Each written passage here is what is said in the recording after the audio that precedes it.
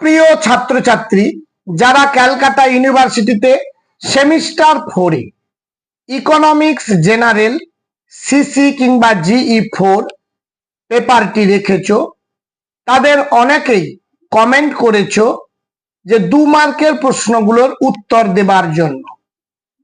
তা আমি এই সাবজেক্টের ফুল সাজেশন অর্থাৎ 10 মার্কের, 5 মার্কের এবং 2 মার্কের সাজেশন আমি দিয়েছিলাম।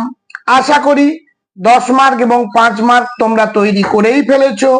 2 মার্কের জন্য অনেকে কমেন্ট করেছিলে দেবার জন্য, তা আমি এই ভিডিওতে 2 মার্কের প্রশ্নের উত্তরগুলো আলোচনা করে দিচ্ছি। পরীক্ষা তো সামনেই জানো, আর মাত্র মাঝে একদিন বাকি। সুতরাং ভালো করে মন দিয়ে প্রথম থেকে শেষ পর্যন্ত উত্তরগুলো দেখে নাও। যারা আমার এই চ্যানেলে নতুন, তারা মনস্বর কোচিং ভবানীপুর চ্যানেলটি সাবস্ক্রাইব করো, পাশের বেল আইকনটি ক্লিক করে রেখো। নতুন কোনো ভিডিও আপলোড করলে সঙ্গে সঙ্গেই তুমি নোটিফিকেশন পেয়ে যাবে। আর হ্যাঁ, বন্ধুদের মধ্যে শেয়ার করতে ভুলে যেও না। প্রথম প্রশ্ন, ভূমি সংস্কার বলতে কি বোঝো? উৎপাদন বৃদ্ধি, ন্যায় বিচার ও সামাজিক প্রগতির উদ্দেশ্যে ভূমির মালিকানা, ভূমি ব্যবস্থাপনা, ভূমি হস্তান্তর, ভূমির মালিকের সাথে সরকার ও কৃষকের সম্পর্ক, ভূমির বন্টন ইত্যাদির পরিবর্তন সাধনকে ভূমি সংস্কার বলে। 2 দাগের প্রশ্ন, নাবার্ড কবে প্রতিষ্ঠিত হয়? এর 2টি কাজ লেখো। 1982 সালে প্রতিষ্ঠিত হয়। কাজ হলো গ্রামীণ শিল্পের উন্নয়নের জন্য ঋণ সরবরাহ করা। 2 নম্বর, গ্রামীণ আর্থিক প্রতিষ্ঠানগুলিকে শক্তিশালী করা। পরের প্রশ্ন, সরকারি ক্ষেত্র বলতে কি বোঝো? সরকারি ক্ষেত্র বলতে সেই সব কারবারি প্রতিষ্ঠানকে বোঝায় যাদের মালিক সরকার এবং যেগুলি সরকার কর্তৃক ব্যবস্থাপিত ও পরিচালিত হয়। পরের প্রশ্ন, অপারেশন বর্গা কি? অপারেশন বর্গা ছিল একটি ভূমি সংস্কার আন্দোলন। গ্রামীণ পশ্চিমবঙ্গ জুড়ে বন্দোবস্ত যন্ত্রের মাধ্যমে রেকর্ড করার সময় সাপেক্ষ পদ্ধতি এড়িয়ে ভাগ চাষিদের নাম রেকর্ড করা। পরের প্রশ্ন, মিশ্র অর্থনীতির সংজ্ঞা দাও। যে অর্থনৈতিক ব্যবস্থায় সরকারি ও বেসরকারি খাত একটি সাধারণ অর্থনৈতিক পরিকল্পনার কাঠামোর মধ্যে সামাজিক উদ্দেশ্য অর্জনের জন্য সহযোগিতা করে তাকে মিশ্র অর্থনীতি বলে। পরের প্রশ্ন, ভারতীয় অর্থনীতির 2টি বৈশিষ্ট্য লেখো। ভারতীয় অর্থনীতির বেশিরভাগই কৃষি ও কৃষি সম্পর্কিত কার্যকলাপের উপর নির্ভরশীল। 2 নম্বর, ভারতীয় অর্থনীতি ধীর গতির বিকাশ, মাথাপিছু নিম্ন আয় এবং ক্রম হ্রাসমান জিডিপি দ্বারা চিহ্নিত। পরের প্রশ্ন, আরবিআই এর 2টি কাজ লেখো। 1 নম্বর, সরকারের ব্যাংকার হিসেবে কাজ করা, দেশে মুদ্রার নোট ছাপানোর কাজ করা। পরবর্তী প্রশ্ন,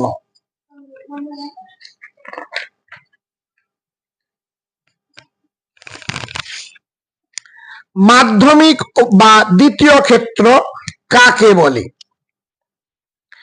যেসব কার্যাবলীর মাধ্যমে প্রাথমিক ক্রিয়াকলাপ থেকে প্রাপ্ত কাঁচামাল কারখানায় যন্ত্রাংশের দ্বারা রূপান্তরিত করে মূল্যবান দ্রব্য উৎপাদন করা হয়, সেই সকল কার্যাবলীকে মাধ্যমিক ক্ষেত্র বা দ্বিতীয় ক্ষেত্র বলা হয়। পরের প্রশ্ন, MSME কি? ফুল ফর্ম হলো মিনিস্ট্রি অফ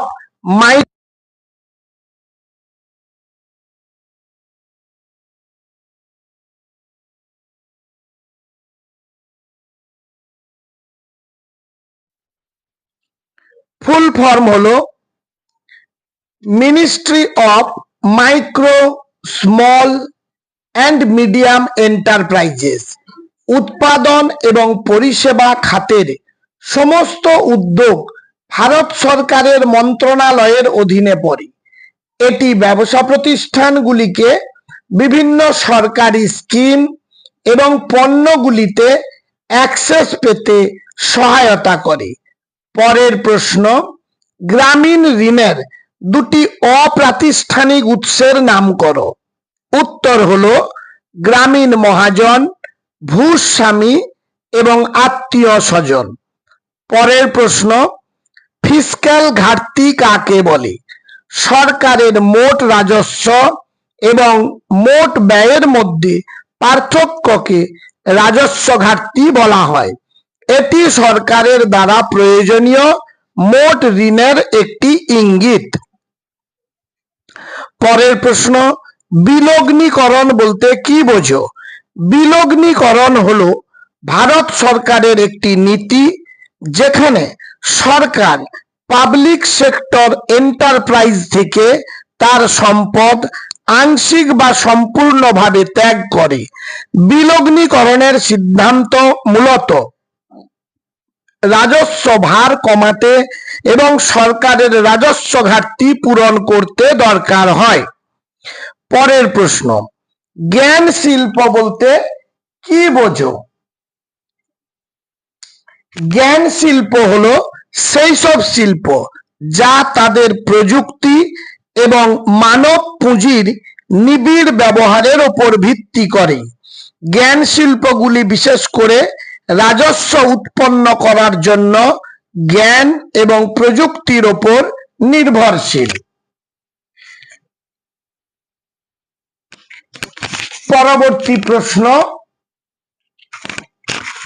অর্থনৈতিক জোট এর সংজ্ঞা দাও। কোন একজন কৃষক বা সংগঠকের অধীনে নির্দিষ্ট স্থানে বা বিভিন্ন স্থানে যে পরিমাণ জমি কৃষি উৎপাদনের আবাদযোগ্য তাকে কৃষি জোট বা অর্থনৈতিক জোট বলে। পরের প্রশ্ন, জিএসটি কি? এটি কবে ভারতীয় অর্থনীতিতে চালু হয়? জিএসটি এর পূর্ণ রূপ হলো গুডস অ্যান্ড সার্ভিসেস ট্যাক্স। এটি প্রথম 2006 সালের 28 ফেব্রুয়ারি ভারতীয় অর্থনীতিতে পরোক্ষ কর হিসেবে চালু হয়। পরের প্রশ্ন, বিদায় নীতি কি?